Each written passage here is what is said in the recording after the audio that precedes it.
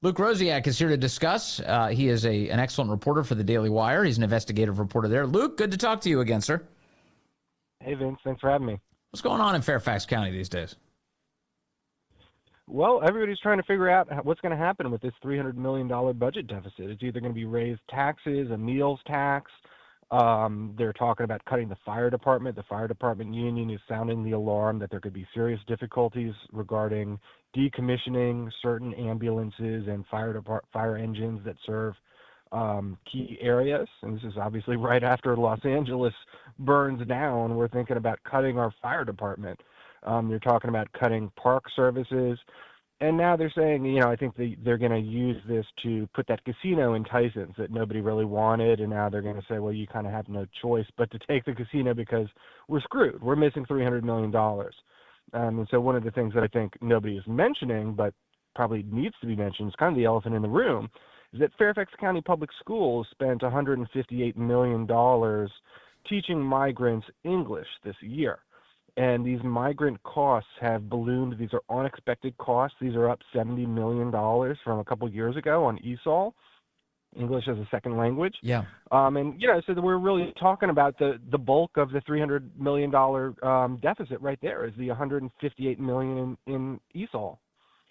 Right. So what you're saying is that you've identified a very obvious place that some cuts can be made in order to make it so that you don't have to raise taxes on the citizens of Fairfax County. Instead, you enforce the nation's laws, you cooperate with immigration and customs enforcement, and you stop creating the conditions whereby we traffic human beings into the country and do it at public expense. Yeah, I mean, if the kids are here, we need to give them school, but they don't have to be here. And we should acknowledge that if we're talking about cutting the police department and cutting the fire department, we probably don't need to accept. They're acting like there's no choice, but there is a choice. And I think if we've gotten ourselves into a situation that requires such a wealthy county to consider cutting these essential services, something has gone wrong here, and we need to reevaluate what's gotten us into this position. So as is typical with these big corrupt government organizations, they have hired consultants now, as I understand it from your reporting, to help them figure out how they can not be in a budget deficit. What are the consultants doing, Luke? So the consultants, I believe, have been hired by the casino developers. Richmond advanced a bill to kind of explore building a casino in Tyson's again. And the casino consultants are trying to figure out the messaging. So they're saying, this is where we are. We've got a huge budget deficit. Would you rather have police cut? Would you rather have fire department cut or parks? Or would you want a casino that's going to bring in some revenue? But you don't have to look to the survey. There's other ways. I mean, Fairfax Times reported last week about these looming cuts to the fire department. These are things that the Board of Supervisors have been talking about. They'll probably wind up raising taxes rather than cutting anything. They'll probably try to do a meals tax. Mm-hmm. But there's a reason that we went from having a surplus to this mysterious $300 million deficit. And it involves, the schools don't want to talk about the cost of these migrant children because it justifies the school's budget. And so FCPS's budget keeps increasing, even though enrollment is actually declining. And a lot of the Americans fled the school system after COVID and after critical race theory. They just decided as tax-paying Americans, these schools are not serving us. And so understandably then, if nobody's in the classroom, we don't have to pay as many teachers. And they don't like that. They want to keep getting paid. And so in my reporting on the Daily Wire, I cite from this blog post that just came out from this progressive group connected to one of Barack Obama's top White House guys, where they're giving the messaging to these schools. And Trump is talking about ICE could potentially go into schools, and I don't think they're talking about raiding schools to round up illegal immigrants. They just don't want it to be like off limits. If there's like a sex offender working in a school, they need to be able to go in.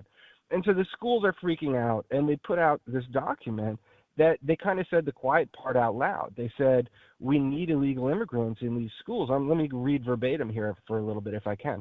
Immigrant students have helped to keep the public school budgets from shrinking due to declining enrollment. Public schools in the U.S. lost more than 1 million students in the last couple of years. New York City lost over 100,000.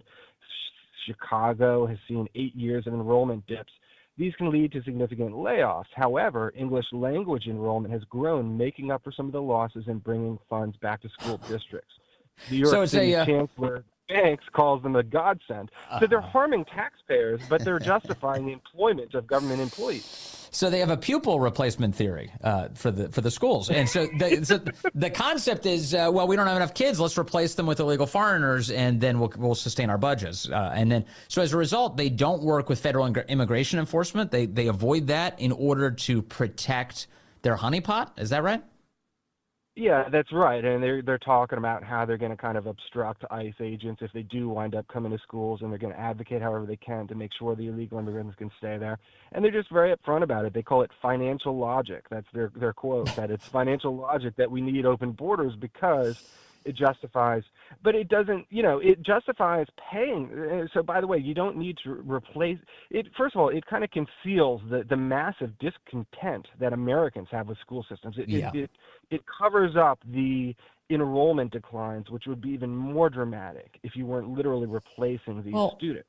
I mean, and in real life, parents want a situation where there are, fewer pupils per classroom so that their child can get more attention. And so the goal here seems to be the complete opposite. We need to overload our classrooms in order to justify massive budgets, which I don't hear the emphasis being placed on educating children.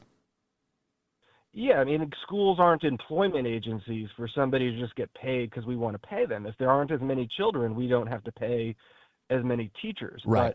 But if they can replace even some of the Americans that find FCPS to no longer be the top quality school system it once was, they don't even need to replace them with that full amount of migrants, because the migrants get paid. We spend a lot more on these kids than we do on Americans. FCPS is spending about $20,000 per kid for American. They're spending $25,000 per kid on migrants because they got to teach them English and do all the extra stuff. So it really is just concealing. It's taking money that we don't have, that taxpayers don't have, and funneling it to the school system just because the teachers union members want to get paid.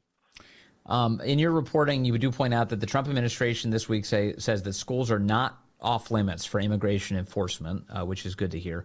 One of the problems that we've heard about, Luke, in the Northern Virginia area in particular, but certainly around the DMV, is gang activity by MS-13 and others. It does seem that there is some really good reasons why you might want to enforce immigration law in the schools.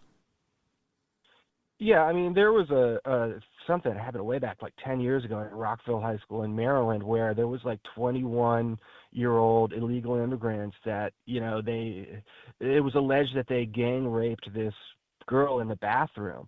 And then later they tried to say it was consensual, which is a weird thing to say, like consensual group sex with a teenager and 21-year-olds in the bathroom. Oh. But it seemed like they were trying to cover it up. And the fact is there are adults in these schools as children, as students, because first of all, we don't know how old they really are when they cross the border.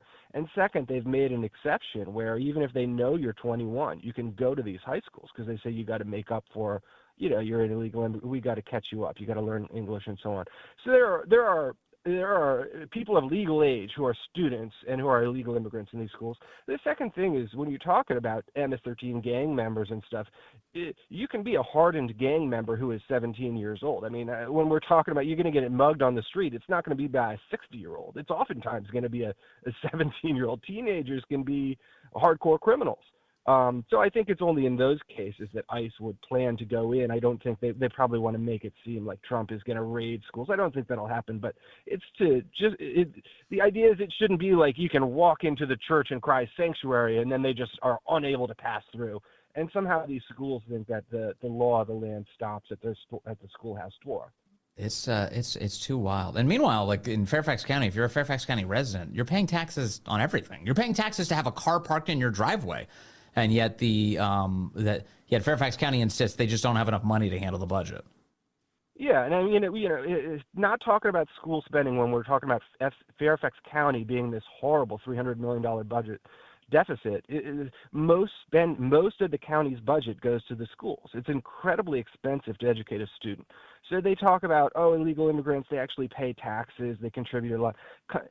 the idea that they're paying a few cents in sales tax and that's going to cover educating even one child, it costs $25,000 just to educate one English language learner in FCPS. And even if you tax their parents at a 100% income tax, it wouldn't pay for it. It's a massive money drain on the government.